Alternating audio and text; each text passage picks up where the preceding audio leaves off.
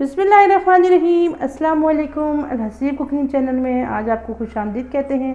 आज हम बनाने वाले हैं चिकन के पंजे और उनका सूप। ठीक है, वीडियो आप लास्ट तक देखेंगे, मेरे चैनल को लाइक करेंगे, सब्सक्राइब करेंगे और अगर वीडियो पसंद आए तो आगे शेयर करेंगे। ठीक है, और मैं आपको बहुत यूनिक तरीके से पंजों का सूप बनाने का तरीका बताऊंगी। ठीक है, सूप तो बहुत सारे इंटरनेट पे चल रहे होते हैं, यूट्यूब पे के मुख्तलिफ़ किस्म की रेसिपीज़, लेकिन मैं आज आपको बहुत मज़े के पंजे देखे मैंने बहुत अच्छे से साफ़ करके धो के खुश कर दिए इनको। ठीक है, अब ज़रा सा ऑयल लूँगी सूप में। ठीक है, ज़रा सा मतलब कि एक चम्मच, खाने वाला चम्मच जो होता है ना, उसके हिसाब से ऑयल लूँगी। ठीक है,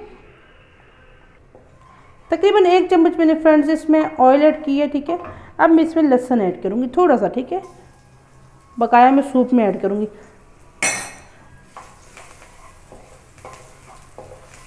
बहुत यूनिक तरीके से मैं आज आपको सूप बनाने का तरीका बता रही हूँ। पंजों की बिल्कुल स्मेल नहीं आएगी और बहुत मज़ेदार सूप इंशाल्लाह आपको पसंद आएगा। सर्दियाँ हैं, पंजों का सूप बनाएं, बच्चों को भी दें, बड़ों को भी दें, खुद भी पिए।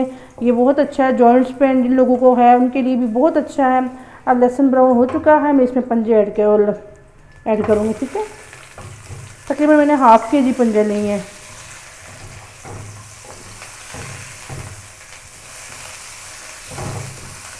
पंजों को मैं इसके लहसुन के अंदर अच्छे से ब्राउन करूँगी, अच्छे से भून लूँगी ताकि पंजों की जो स्मेल होती है, वैसे ऑलरेडी इनसे पंजों से स्मेल नहीं आ रही क्योंकि मैंने पंजे बहुत अच्छे करके साफ़ किए हैं। ठीक है,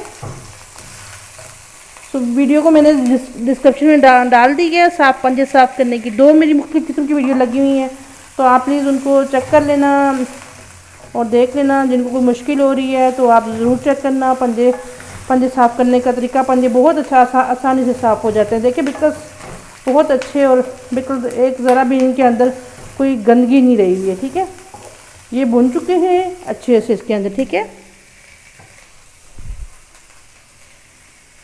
हो चुका है। अब मैंने इसमें लिया है हल्दी, नमक और गरम मसाले, कुछ मैंने इसमें ऐड करूँगी। ठीक है,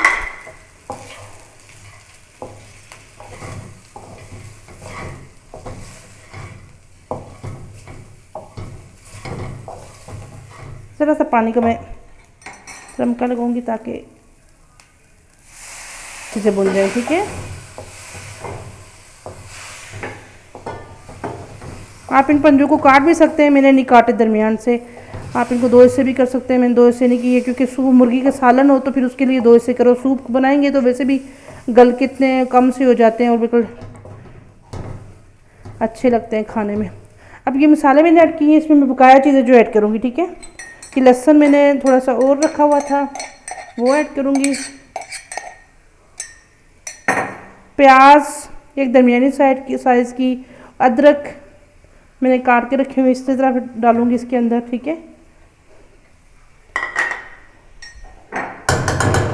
और इसमें मैं ऐड कर दूँगी पानी। ठीक है, पानी ऐड कर दूँगी तकरीबन 1 किलो पानी, जो पकने के बाद, पंजे गलने के बाद फिर मैं आपको देखिए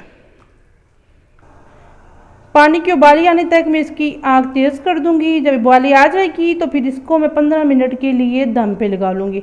ठीक है जी फ्रेंड्स, देखें अच्छी सी उबाली आ चुकी है इसके अंदर।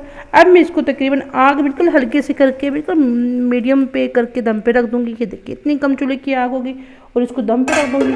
तकरीबन 15 मिनट तक हम इसको दम पे रखते हैं जिसमें हमारे पंजे गल जाए अच्छे से और सूप तैयार। वेलकम फ्रेंड्स, 15 मिनट पूरे हो चुके हैं। ये देखें ज़बरदस्त सूप की बहुत अच्छी खुशबू आ रही है और सूप का कलर भी बहुत अच्छा है। सूप थिक भी हो चुका है और मज़ेदार लग रहा है। ये देखिए पंजे भी बिल्कुल गल चुके हैं, बहुत ज़बरदस्त खुशबू आ रही है। ये देखिए बिल्कुल हड्डी से अलग हो चुके हैं।